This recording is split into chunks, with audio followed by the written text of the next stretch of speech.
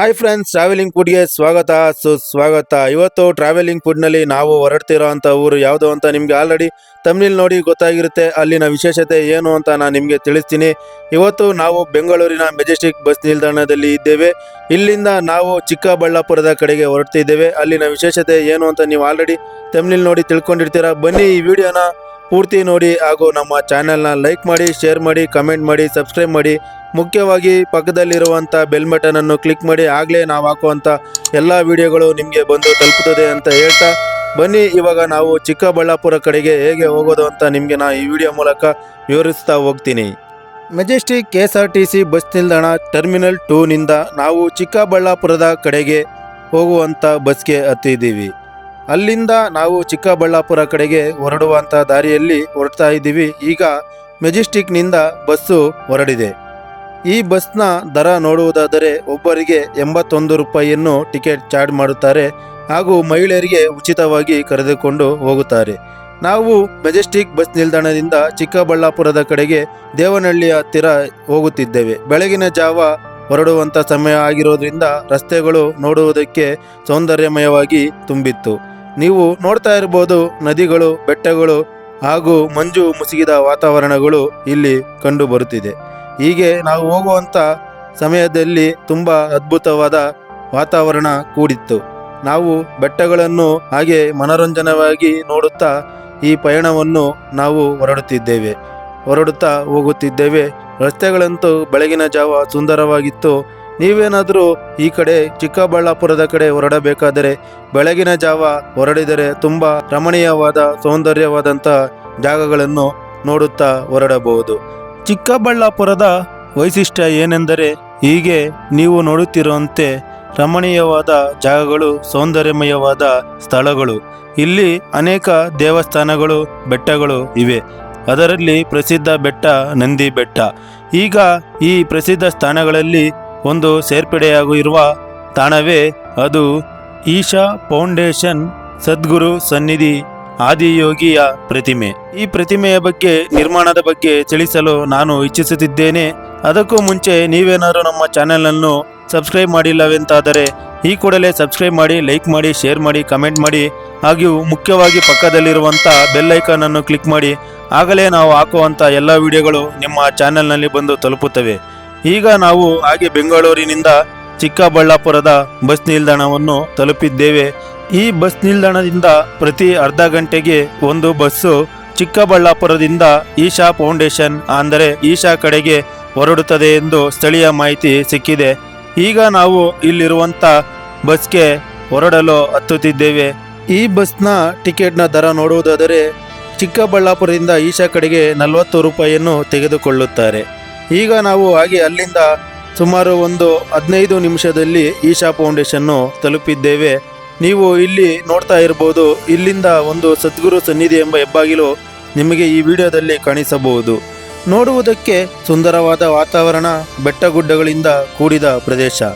ನೀವು ಈ ವಿಡಿಯೋದಲ್ಲಿ ಕಾಣುತ್ತಾ ಇರಬಹುದು, ಬೆಟ್ಟದ ಮೇಲೆಯಿಂದ ಬಸ್ಸು ತಿರುಗುವ ತಾಣದಿಂದ ಆ ಶಿವನ ಪ್ರತಿಮೆ ತುಂಬ ಅದ್ಭುತವಾಗಿ ಕಾಣಿಸುತ್ತಿದೆ. ನೀವೇನಾದರೂ ಈ ಜಾಗಕ್ಕೆ ಭೇಟಿ ನೀಡಿದರೆ ತುಂಬ ಸಂತೋಷ ಪಡುತ್ತೀರ ಎಂದು ಟ್ರಾವೆಲಿಂಗ್ ಫುಡ್ ಕಡೆಯಿಂದ ಭಾವನೆಯಾಗಿದೆ. ನನಗೆ ತಿಳಿದಿರುವ ಹಾಗೆ ನಾವು ಹೊರಡುವಂಥ ದಾರಿ ಮುಖ್ಯ ದ್ವಾರದಿಂದ ಈ ಜಾಗಕ್ಕೆ ಬಂದಿಲ್ಲ ಎಂದು ತಿಳಿದು ಬರುತ್ತದೆ. ಹಿಂದೆ ಬೆಟ್ಟಗುಡ್ಡಗಳಿಂದ ಕೂಡಿದ ಪ್ರದೇಶಗಳಿಂದ ರಸ್ತೆ ನಿರ್ಮಾಣವಾಗಿದ್ದು ಅಲ್ಲಿಂದ ಈ ದೇವಸ್ಥಾನಕ್ಕೆ ಬರಲಾಗಿದೆ. ಹಾಗೆ ಬರುವ ರಸ್ತೆಯಲ್ಲಿ ಅನೇಕ ಅಂಗಡಿ ಮುಂಗಟ್ಟುಗಳು ಹೆಚ್ಚಾಗಿ ಕಾಣಿಸುತ್ತಿದ್ದವು.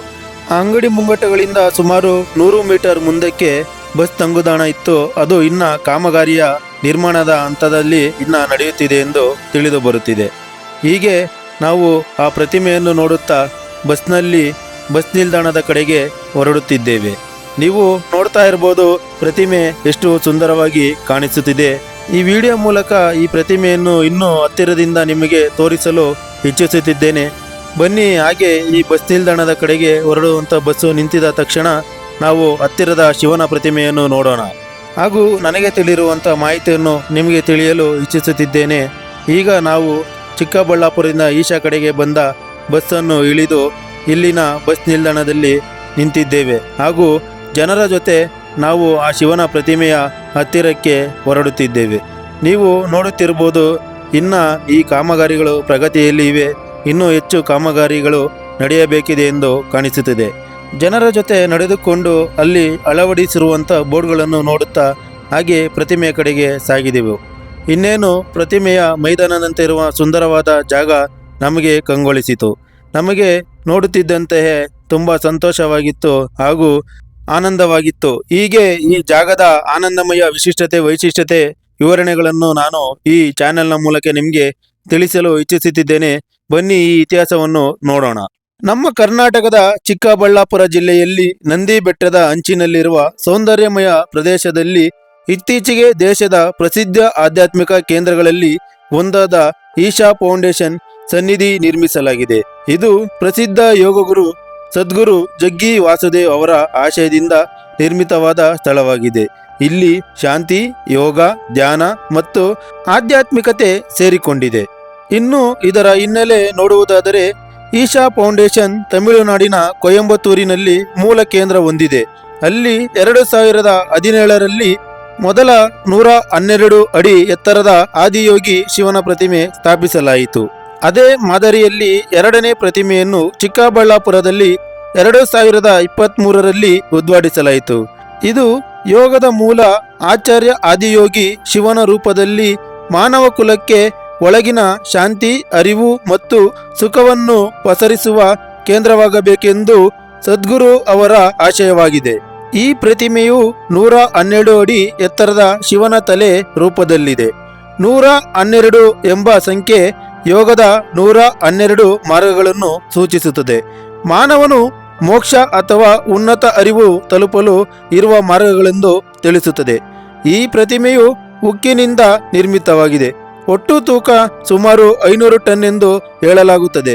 ಹಾಗೂ ಈ ಪ್ರತಿಮೆಯು ರಾತ್ರಿಯ ಸಮಯದಲ್ಲಿ ಬೆಳಕುಗಳ ಅಲಂಕಾರದಿಂದ ಈ ಮೂರ್ತಿ ಅತ್ಯಂತ ದಿವ್ಯವಾಗಿ ಕಾಣಿಸುತ್ತದೆ.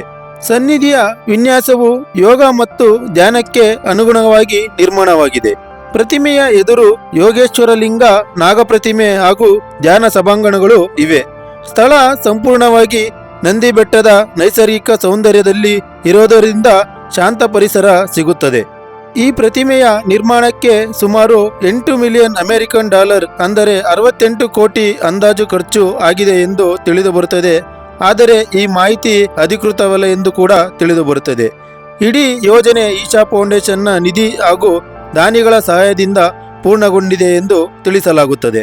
ಪ್ರತಿ ವರ್ಷ ಯೋಗ ದಿನ, ಮಹಾಶಿವರಾತ್ರಿ ಮತ್ತು ನವರಾತ್ರಿ ಸಂದರ್ಭಗಳಲ್ಲಿ ಸಾವಿರಾರು ಭಕ್ತರು ಇಲ್ಲಿ ಧ್ಯಾನ ಮತ್ತು ಕಾರ್ಯಕ್ರಮಗಳಲ್ಲಿ ಭಾಗವಹಿಸುತ್ತಾರೆ. ಈ ಕೇಂದ್ರದ ನಿರ್ಮಾಣದಿಂದ ಚಿಕ್ಕಬಳ್ಳಾಪುರ ಹಾಗೂ ನಂದಿ ಬೆಟ್ಟ ಸುತ್ತಮುತ್ತ ಪ್ರವಾಸೋದ್ಯಮ ಹೆಚ್ಚಾಗಿದೆ. ಸ್ಥಳೀಯ ಜನರಿಗೆ ಉದ್ಯೋಗ ಮತ್ತು ವ್ಯಾಪಾರ ಅವಕಾಶಗಳು ದೊರಕಿವೆ. ಅಲ್ಲಿನ ರಸ್ತೆ, ಹೋಟೆಲ್ ಮತ್ತು ಸಾರಿಗೆ ವ್ಯವಸ್ಥೆ ಸಹ ಉತ್ತಮಗೊಂಡಿದೆ. ಚಿಕ್ಕಬಳ್ಳಾಪುರದ ಈಶಾ ಸನ್ನಿಧಿ ಇಂದು ಕೇವಲ ಒಂದು ಧಾರ್ಮಿಕ ಸ್ಥಳವಲ್ಲ, ಅದು ಧ್ಯಾನ, ಯೋಗ ಮತ್ತು ಮಾನವ ಶಾಂತಿಯ ಪಾಠವನ್ನು ನೀಡುವ ಕೇಂದ್ರವಾಗಿದೆ. ಅಲ್ಲಿ ಹೋಗುವವನು ಯಾವುದೇ ಧರ್ಮದವನಾಗಿರಲಿ ಒಂದು ಕ್ಷಣ ಶಾಂತಿಯಾಗಿ ಒಳ ನೋಡುವ ಮನೋಭಾವ ಮೂಡುತ್ತದೆ. ಇದೇ ಈಶಾ ಸನ್ನಿಧಿಯ ಸಾರ್ಥಕತೆಯಾಗಿದೆ. ಈ ಸ್ಥಳವು ನಮ್ಮ ಕರ್ನಾಟಕದ ಹೆಮ್ಮೆಯ ಆಧ್ಯಾತ್ಮಿಕ ಸ್ಮಾರಕವಾಗಿದೆ. ಶಿವನ 112 ಅಡಿ ಪ್ರತಿಮೆಯ ಮಾನವ ಕುಲಕ್ಕೆ ಯೋಗದ ಮಹತ್ವವನ್ನು ನೆನಪಿಸುವ ಚಿಹ್ನೆಯಾಗಿದೆ. ನಾವು ಎಲ್ಲರೂ ಜೀವನದಲ್ಲಿ ಸ್ವಲ್ಪ ಸಮಯ ಮೀಸಲಿಟ್ಟು ಈ ಸ್ಥಳವನ್ನು ಭೇಟಿಯಾಗಿ ಅದರ ಶಾಂತಿಯನ್ನು ಅನುಭವಿಸಬೇಕಾಗಿ ಟ್ರಾವೆಲಿಂಗ್ ಫುಡ್ ಕಡೆಯಿಂದ ಕೇಳಿಕೊಳ್ಳುತ್ತಿದ್ದೇವೆ. ಹೀಗೆ ಅನೇಕ ರೀತಿಯ ವಿಡಿಯೋಗಳಿಗಾಗಿ ನಮ್ಮ ಚಾನೆಲನ್ನು ಲೈಕ್ ಮಾಡಿ, ಶೇರ್ ಮಾಡಿ, ಸಬ್ಸ್ಕ್ರೈಬ್ ಮಾಡಿ, ಮುಖ್ಯವಾಗಿ ಕಮೆಂಟ್ ಮಾಡಿ ಹಾಗೂ ಪಕ್ಕದಲ್ಲಿರುವಂಥ ಬೆಲ್ ಬಟನ್ ಅನ್ನು ಕ್ಲಿಕ್ ಮಾಡಿ ಅಂತ ಹೇಳುತ್ತಾ ನಮ್ಮ ಮುಂದಿನ ವಿಡಿಯೋಗಾಗಿ ಕಾಯ್ತಾ ಇರಿ.